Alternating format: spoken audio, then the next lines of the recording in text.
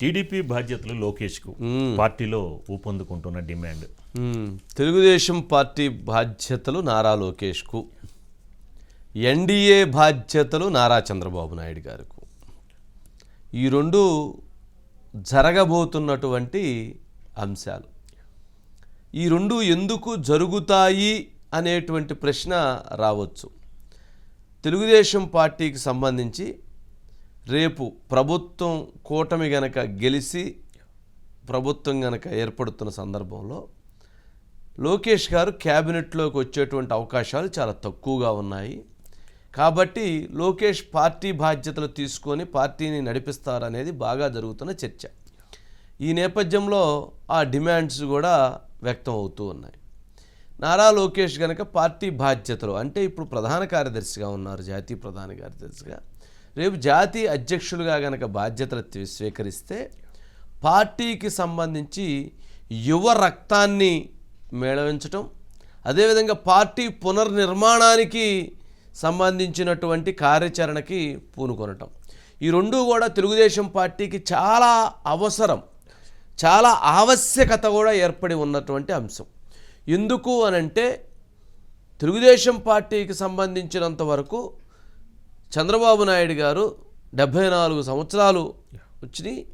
రేపు అంటే ఇప్పటికీ అంటే పార్టీకి సంబంధించి ఆ జనరేషన్ ఏదైతే చంద్రబాబు నాయుడు గారు ఆ రోజు కర్షక పరిషత్ చైర్మన్గా ఫస్ట్ ఆయన తెలుగుదేశం పార్టీలో అక్కడ నుంచి నిర్మాణం చేసి తెలుగుదేశం పార్టీని సంస్థాగతంగా దాన్ని బిల్డ్ చేసి పార్టీ కార్యకర్త స్ట్రక్చర్ని బిల్డ్ చేసి నిర్మాణం ఏదైతే చేశారో, తర్వాత జనరల్ సెక్రటరీగా అదే చేశారు, తర్వాత అధ్యక్షులుగా కూడా ఏది చేసినా ఆ రోజు ఆయన చేసినటువంటి కింద గ్రౌండ్ సిస్టమే ఆయన ఈరోజు ఇక్కడ దాకా పార్టీ నిలబెట్టింది.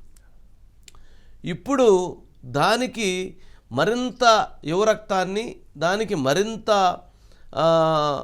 వేగాన్ని పెంచాల్సినటువంటి అవసరం ఏర్పడింది. టెక్నాలజీని కూడా పెంచాల్సినటువంటి అవసరం ఏర్పడింది. దాంట్లో మార్పులు చేర్పులు జరగాల్సినటువంటి అవసరం ఏర్పడింది. అందులో భాగంగా నారా లోకేష్కి తెలుగుదేశం పార్టీ జాతీయ అధ్యక్షులుగా ఇచ్చేటువంటి అవసరం, ఆవశ్యకత ఏర్పడింది. మరి ప్రభుత్వంలో ఉన్నప్పుడు అందరూ కూడా ప్రభుత్వం గురించి ఆలోచిస్తే పార్టీ నిర్మాణం, పార్టీకి నడిపించేటువంటి విధానం కష్టం అవుతుంది. దీనికి సింపుల్ ఎగ్జాంపుల్ మనం చెప్పేది ఒకే ఒక్క పాయింట్ ఏంటంటే 2019లో తెలుగుదేశం పార్టీ భారీ ఓటమి చవి చూడటానికి గల కారణం కూడా పార్టీని పట్టించుకోకపోవటం, ప్రభుత్వంలో అధికార యంత్రాంగంతో ప్రభుత్వాన్ని నడిపించేటువంటి క్రమంలో ఇద్దరూ కూడా మునిగిపోవటం, ఇద్దరూ కూడా పార్టీ వ్యవహారాలు మాత్రమే పరిమితం అయిపోవటంతో ఇక్కడ పార్టీకి సంబంధించినటువంటి వారందరూ కూడా దూరం అయిపోయారు. పార్టీ కేడర్కి న్యాయం జరగలేదు, పార్టీని పట్టించుకునేటువంటి వాళ్ళు లేకుండా పోయారు. దానితో 2019లో భారీ ఓటమికి కారణమైంది. ఇప్పుడు ప్రభుత్వాన్ని ఒకరు బాధ్యత తీసుకొని పార్టీని మరొకరు బాధ్యత తీసుకొని కనుక నడిపిస్తే అది పార్టీ మరొక 40 సంవత్సరాల పాటు బలంగా నిర్మాణంతో, బలమైనటువంటి కేడర్తో, యువ రక్తంతో పార్టీ ముందుకు తీసుకెళ్తూ ఉంది. 83లో వచ్చినటువంటి పార్టీ నాయకులే ఈరోజు పొలిట్ బ్యూరో సభ్యులుగా ఉండి, అప్పుడు ఉన్నటువంటి నాయకులే ఈరోజు పార్టీలో క్రియాశీలకంగా ఉంటే ఇక యువరక్తానికి స్థానం ఎక్కడుంటుంది? ఇక్కడ వారందరినీ గౌరవించాల్సిందే. కీలకమైనటువంటి ఉన్నతమైనటువంటి సలహాదారులు బాధ్యతల్లో పెట్టాల్సిందే. కొత్త రక్తంతో వేగంగా ముందుకు కదలాల్సిందే. మరి అందుకని నారా లోకేష్కి బాధ్యతలు మనం ఇదే అంశాన్ని మనం వారం 10 రోజుల క్రితం కూడా మనం చెప్తూ వస్తున్నాం. ఆయనని క్యాబినెట్లోకి వెళ్ళలో పార్టీ బాధ్యతలు మొత్తం ఆయన తీసుకుంటారని.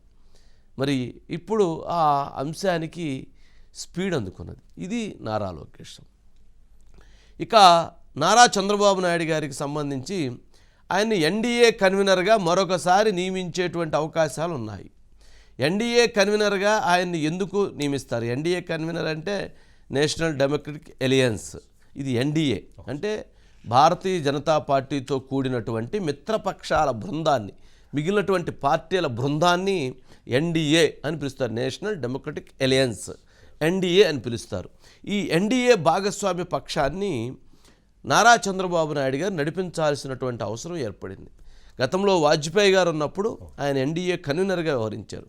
ఈసారి మరొకసారి ఎన్డీఏ కన్వీనర్గా నారా చంద్రబాబు నాయుడు గారు రాబోతున్నారు, వారికి ఆ బాధ్యతలు అందబోతున్నాయి అనేది కూడా క్రియాశీలకంగా మారింది. ఇప్పుడు ఢిల్లీ వర్గాల్లో జరుగుతున్నటువంటి క్రియాశీలకమైనటువంటి చర్చ కూడా ఇది కేంద్ర బిందువు అవుతూ ఉంది.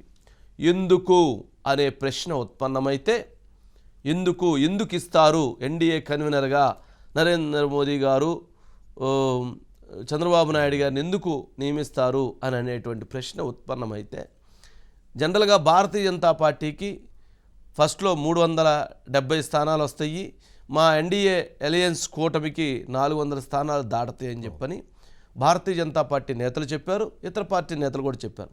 అయితే ఇప్పుడు ఆ సంఖ్య భారతీయ జనతా పార్టీకి 270 స్థానాలు 290 స్థానాలు వస్తాయనేటువంటి ఒక చర్చ బలంగా జరుగుతుంది.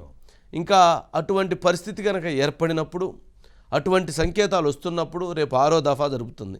5 దఫాల ఎన్నికల్లో కూడా జరిగినటువంటి పార్లమెంట్ ఎన్నికల్లో కొంత అనుకోనటువంటి పరిణామాలు, కొన్ని రాష్ట్రాల్లో ఊహించినటువంటి దెబ్బ తగులుతుంది అనేటువంటి జరుగుతున్నటువంటి ఒక అనాలిసిస్ బేస్ చేసుకున్నప్పుడు, మరి 270 స్థానాలు అలాంటి సంఖ్య వచ్చినప్పుడు, మరి కూటమిలో ఎన్డీఏని మరింతమంది మిత్రుల్ని తీసుకురావటం ఎన్డీఏ భాగస్వామ్యంలోకి, అదేవిధంగా ఎన్డీఏ భాగస్వామ్యంలోకి ఇతర పార్టీల యొక్క నేతల్ని కలపటం, అదేవిధంగా ఎన్డీఏని స్ట్రెంగ్త్ చేయటం ద్వారా ఎక్కడైతే ఇప్పటివరకు మోదీతో ప్రయాణం చేసి విభేదించి బీజేపీతో బయటికి వెళ్ళిపోయారో ఆ స్నేహితులని మరలా ఆహ్వానించటం, ఎవరైతే విభేదిస్తూ దూరంగా ఉన్నటువంటి శత్రువులుగా ఉన్నటువంటి వారు ఉన్నారో వారితో సంప్రదించి వారిని కూడా ఎన్డీఏ మిత్రపక్షంగా, ఎన్డీఏకి స్నేహహితంగా చేయటం అనేటువంటి అంశాలు చూసినప్పుడు, అలాంటి కార్యక్రమం కానీ, అలాంటి కార్యదక్షత కానీ, అలాంటి అనుభవం కానీ, అలాంటి సీనియారిటీ కానీ, అలాంటికి సంబంధించినటువంటి ఒక స్ట్రేచర్ ఉన్నటువంటి నాయకుడిగా నారా చంద్రబాబు నాయుడు గారు మాత్రమే ఉన్నారు. అలాంటిది ఉన్నప్పుడు, అలాంటి పరిస్థితి ఉన్నప్పుడు నారా చంద్రబాబు నాయుడు గారికి ఎన్డీఏ కన్వీనర్గా ఇచ్చి ఎన్డీఏ కూటమిని మరింత బలోపేతం చేసే దిశగా, అడుగులు వేసే దిశగా ఆలోచనలు జరుగుతున్నాయి అనేది ఇప్పుడు ఉన్నటువంటి ఢిల్లీలో ఒక బిగ్ టాక్. దీనికి ఈ అంశాలను పరిశీలించినప్పుడు అవకాశాలు కనపడుతూ ఉన్నాయి కళ్ళ ముందు. జనరల్గా 350 స్థానాల పైన వస్తే పెద్ద ఎవరుంటే ఏముంది, ఎన్డీఏ కన్వీనర్గా వాళ్ళు ఎవరో ఒకరు పెట్టుకోవచ్చు. కానీ ఇలా గనక తగ్గితే కనుక ఎన్డీఏ మిత్రపక్షాల యొక్క కూటమికి గనక చాలా ప్రాధాన్యత గనక అవసరం ఏర్పడితే అప్పుడు ఎన్డీఏ కన్వీనర్గా చేసిన అనుభవం ఉన్నటువంటి నాయకుడిగా, సీనియర్ పొలిటీషియన్గా మరి ఆ అవకాశం చంద్రబాబు నాయుడు గారికే బలంగా ఉంటుంది అనేది ఢిల్లీ వర్గాల్లో ఉన్నటువంటి బలమైనటువంటి అంశం. అదేవిధంగా ఇప్పుడు ఎవరైతే భారతీయ జనతా పార్టీ కొన్ని మిత్రపక్షాలతో కలిసి పొత్తు పెట్టుకొని ఎన్నికల్లో పోటీ చేసింది, ఆ పోటీ చేసినటువంటి రాష్ట్రాల్లో వారు తీసుకున్నటువంటి సీట్లు ఇక్కడ కూటమి తీసుకున్నటువంటి సీట్లు పోల్చినప్పుడు అత్యధిక స్థానాలు ఎన్డీఏ కూటమిలో భారతీయ జనతా పార్టీ తర్వాత అత్యధిక స్థానాలు గెలుచుకునేటువంటి ఏకైక పార్టీగా కూటమి ఉంటుంది. టీడీపీ, జనసేన, బీజేపీ కూటమి ఆంధ్రప్రదేశ్లోనే ఉంటుంది. కాబట్టి ఆ రకంగా చూసుకున్నా కూడా బీజేపీ తర్వాత ఎక్కువ స్థానాలు ఉన్నటువంటి పార్టీగా, ఆ కూటమికి నాయకుడిగా ఉన్నటువంటి వ్యక్తిగా చంద్రబాబు నాయుడు గారికి అడ్వాంటేజ్ ఉండేటువంటి అవకాశం ఉంది. లేదు చంద్రబాబు నాయుడు గారు నాకు ఇక్కడ రాష్ట్రం వరకే పరిమితం అవుతున్నాము అనుకుంటే పవన్ కళ్యాణ్ గారికి కూడా ఆ ఛాన్స్ ఇచ్చేటువంటి అవకాశం ఉంది. ఎందుకనంటే ఆయనకంటూ ఉన్నటువంటి ఒక ఇమేజ్, సౌత్ ఇండియా లెవెల్లో పార్టీని నిర్మాణం చేయటం, అలాంటి అవకాశం కూడా లేకపోలేదు. కాకపోతే అక్కడ టఫ్ సిచ్యువేషన్ ఉన్నప్పుడు మాత్రం సీనియారిటీ అనేటువంటి దానికి ఎక్కువ ప్రాధాన్యత ఇచ్చేటువంటి అంశాలు ఉన్నప్పుడు అవును. వారు పవన్ కళ్యాణ్ గారు కేంద్ర మంత్రిగా వెళితే ఎన్డీఏ కన్వీనర్గా కూడా వీరికి చంద్రబాబు నాయుడు గారికి అవకాశాలు Yes. చాలా మెండుగా చాలా ఎక్కువగా ఉన్నాయి. మరి అంతకు మించినటువంటి నాయకుడు కానీ అంతకు మించి మిగిలినటువంటి వాళ్ళతో సత్సంబంధాలు నిర్వహించేటువంటి నాయకత్వం కానీ అక్కడ కనపడట్లేదు. కావున మరొకసారి ఎన్డీఏ కన్వీనర్గా చంద్రబాబు నాయుడు గారికి అవకాశం లేకపోలేదు అనేది ఇప్పుడు నడుస్తున్నటువంటి ఒక బిగ్ టాక్. ఇది కూడా లోకేష్ గారి నిన్న మనం చెప్పినట్లుగా మహానాడు 23వ తారీఖు వాయిదా వేశారు. ఎన్నికల తర్వాత మహానాడు అన్నారు.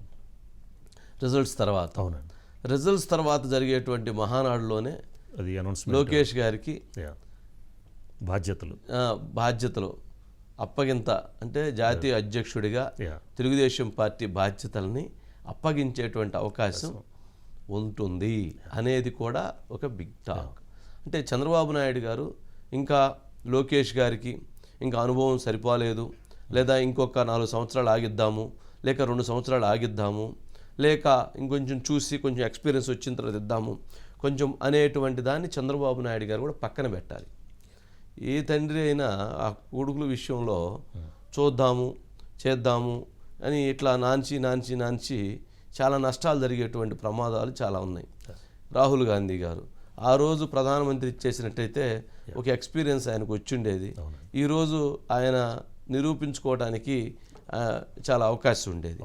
మరి ఆ రోజు మన్మోహన్ సింగ్ గారితో 10 సంవత్సరాల కాలాన్ని నడిపివేశారు. ఆయనకి అది లేకుండా పోయింది. ఇప్పుడు యుద్ధం చేసుకోవాల్సిన పరిస్థితి ఏర్పడింది. కేటీఆర్ గారికి సెకండ్ టైం వచ్చినప్పుడు 2-3 సంవత్సరాల క్రితం ఈ ముఖ్యమంత్రిగా ఇద్దాము లేదా పార్టీ పగ్గాలు ఇద్దాము అనేటువంటి చర్చ జరిగినప్పుడు కేసీఆర్ గారు ఇదిగో అదిగో అని చెప్పని కాలయాపన చేశారు. ఈరోజు మరి ఏంటి భవిష్యత్తు అన్నప్పుడు కొంత ఆందోళనకరంగా ఉన్నటువంటి పరిస్థితి. మరి అవకాశం ఉన్నప్పుడు బాధ్యతలను అప్పగిస్తే చిన్న మిస్టేక్స్ ఉన్నా పైన ఉన్నటువంటి వాళ్ళు సరిచేసి సక్రమంగా నడిపించేందుకు ఒక మార్గదర్శకం చేయొచ్చు. ఇక్కడ చిన్న పెద్ద అనే దానికంటే కూడా అనుభవము, వర్క్ చేయటము ఇవన్నీ కూడా చాలా అవసరం. మనం చూస్తే ప్రధానమంత్రి నామినేషన్ ప్రక్రియ సందర్భంగా చూస్తే నరేంద్ర మోదీ గారు చేసిన ట్వీట్లో చంద్రబాబు నాయుడు గారు, పవన్ కళ్యాణ్ గారు ఉన్నారు ఎన్డీఏ వైపు నుంచి. మరి అంత అక్కడ ప్రాధాన్యత చేకూరింది. మరి మిగిలినటువంటి వాళ్ళందరూ బీజేపీ నాయకులు. మరి ఇలాంటి సందర్భాలు కూడా అక్కడ ఉన్నాయి. పార్టీ పగ్గాలు ఇవ్వటం అనంటే ఆయన పాదయాత్ర చేసి పార్టీ కష్టకాలంలో ఉన్నప్పుడు దానికంటూ ఆ పార్టీకి ఒక వేగాన్ని తెచ్చాడు. అసమర్థుడు లోకేష్ అన్నటువంటి దగ్గర నుంచి లోకేష్ సమర్థుడు అనేటువంటి దానికి పార్టీని నడిపించడానికి మా భవిష్యత్తు నాయకుడు ఉండాడు అనిపించుకోవటానికి ఇవన్నీ కూడా ఏర్పడినటువంటి నేపథ్యంలో అతనంతగా అతను ప్రూవ్ చేసుకున్నారు. చంద్రబాబు నాయుడు గారు ఆయనకు అవకాశం ఇస్తే ఆయన ప్రూవ్ చేసుకోలేదు. అతను పాదయాత్ర చేసి సక్సెస్ఫుల్ లీడర్గా, ఒక బలమైనటువంటి నాయకుడిగా, పార్టీని నడిపించగలిగినటువంటి నాయకుడిగా ఆయన తన ముద్రని చేసుకున్నారు. మరి అలా చేసుకున్నప్పుడు ఆ నాయకుడికి ఏ నాయకుడైనా అధినాయకుడు పార్టీ బాధ్యతలో అప్పచెప్పటం అనేటువంటిది ఒక శుభపరిణామంగా చూడవచ్చు, మంచి ఆలోచనగా చూడవచ్చు. అదేవిధంగా లోకేష్ కూడా పార్టీని విస్తరించేటువంటి కార్యక్రమం, పార్టీని జాతీయ అధ్యక్షులు అనే పెట్టుకోవటంతో సరిపోదు. జాతీయ అధ్యక్షులు అని అంటే జాతీయ అధ్యక్షులు అన్నప్పుడు ఏంటి, పార్టీని తెలంగాణలో లేక ఇతర రాష్ట్రాల్లో ఎక్కడైతే అవకాశం ఉంటుందో, ఎంతవరకు అయితే అవకాశం ఉంటుందో మళ్ళీ పరిగెత్తకుండా ఎంతవరకైతే అవకాశం ఉంటుందో, ఎక్కడైతే పార్టీ కేడర్ ఉందో ఆ పార్టీ కేడర్ ఉన్న దగ్గర పార్టీని ఒక నాయకత్వాన్ని నిలబెడితే వాళ్ళు బలంగా నిలబడి ముందుకు పోయేటువంటి పరిస్థితి ఏర్పడుతుంది. మరి అలాంటి పరిస్థితిని చేయాలి అని అంటే చంద్రబాబు నాయుడు గారికి ఇప్పుడున్నటువంటి దీంట్లో అడ్మినిస్ట్రేషన్ ఈ వ్యవహారంలో ఆయన అనుకున్నప్పుడు ఇది కష్టసాధ్యమైనటువంటి అంశం అవుతుంది.